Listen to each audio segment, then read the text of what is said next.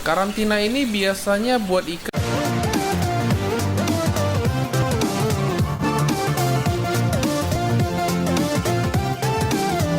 Sebelum lanjut video ini, bantu tekan subscribe dan aktifin loncengnya ya, karena subscribe Anda semangat kami. Terima kasih.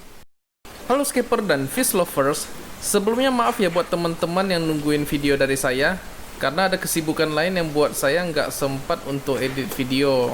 Yang pastinya sih untuk tiap minggunya akan ada uploadan minimal satu video buat teman-teman yang setia di channel ini. Jadi kali ini saya akan membahas karantina ikan saya yang saya lihat kondisinya kurang sehat, dan nantinya akan saya tes salah satu produk karantina yang mungkin pernah teman-teman coba.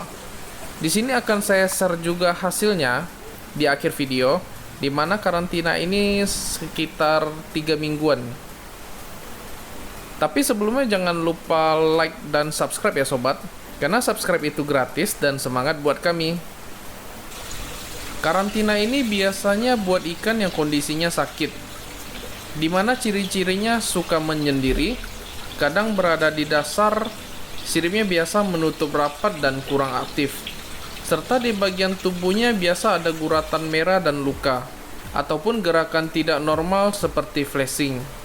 Ikan yang saya karantina ini agak sedikit spesial ya sobat, karena merupakan ikan koi pertama saya dan sudah saya pelihara sekitar 4 tahunan. Ikan ini juga kondisinya buta, jadi sudah sekitar 10 bulanan ya, karena kondisi airnya waktu itu sih yang kurang bagus sobat. Dan pada saat itu saya sedang perbaikan kolam saya. Ikan koi saya ini di bagian ekornya ada guratan merah, serta ada benjolan-benjolan kecil, dan di sekitar sisi bagian ekornya agak kasar sobat. Terus di bagian kepala itu tumbuh benjolan atau daging yang lebih, yang biasa disebut hikui. Jadi saya akan melakukan operasi kecil dan ikan ini akan saya bius agar memudahkan saya waktu pembersihan benjolan daging tersebut.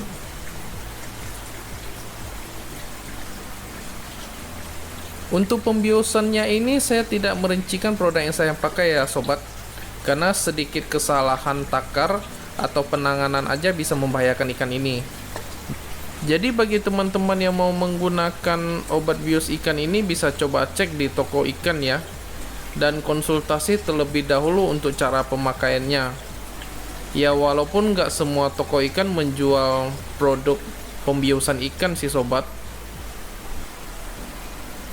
Ketika ikan ini mulai tidak sadarkan diri, proses pembersihan harus segera dilakukan dan secepat mungkin, karena semakin lama bisa saja efek dari obat ini bisa membahayakan ikan kita.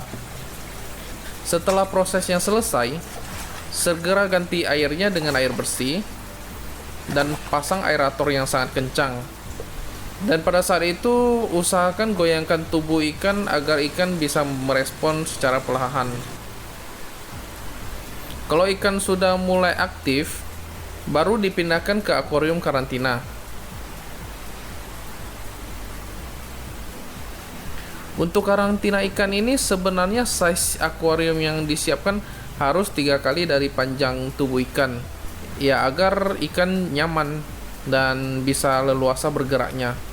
Tapi karena ikan saya ini buta dan pergerakannya yang emang kurang aktif, dan terpenting sih ikan tidak menunjukkan gejala flashing atau tidak nyaman, sebenarnya aman-aman saja sih. Untuk penggunaan tempat kecil pun menghemat biaya pengobatan juga. Di sini saya menggunakan Protik sebagai obat karantina, dan Protik ini merupakan obat anti protozoa yang mungkin udah pernah teman-teman pakai. Kalau saya sih baru pertama kali menggunakan ini sih, karena biasanya yang saya pakai itu nggak jauh dari PK, garam, akriflavin, dan metin blue. Jadi kali ini saya ingin tes hasilnya gimana sih kalau digunakan pada ikan saya. Untuk penggunaannya saya sesuai dengan takaran yang ada di kemasan ya sobat. Jadi setelah saya pakai, warna airnya agak kekuningan. Setelah penggunaan sehari, Guratan di ekor ini mulai menghilang, tapi masih ada sedikit sobat. Dan pada hari kedua ini air di akuarium ini mulai nampak keruh, jadi lepas ini akan saya kuras. Ini adalah kondisi pada hari keempat, di mana saya tambahkan busa filter jadi agak jernih. Untuk di bagian ekornya sudah mulai sembuh, hanya saja di bagian kepalanya masih terlihat belum sembuh amat, jadi saya lanjutkan karantinanya. Ini adalah kondisi karantina setelah 1 minggu, di mana ikan sudah mulai aktif dan nafsu makannya juga mulai tinggi. Tapi karena di bagian kepalanya yang masih belum sembuh total, jadi saya lanjutkan karantina ini dan lihat perkembangannya seperti apa. Setelah memasuki minggu ketiga, saya memutuskan untuk memasukkannya ke dalam kolam, karena saya lihat kondisi ikan juga udah sehat dan nafsu makannya sudah mulai tinggi.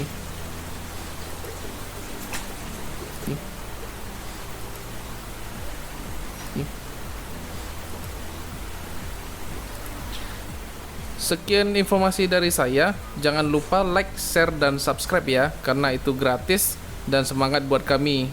Dan jangan lupa aktifin loncengnya agar mendapatkan info menarik lainnya. Terima kasih.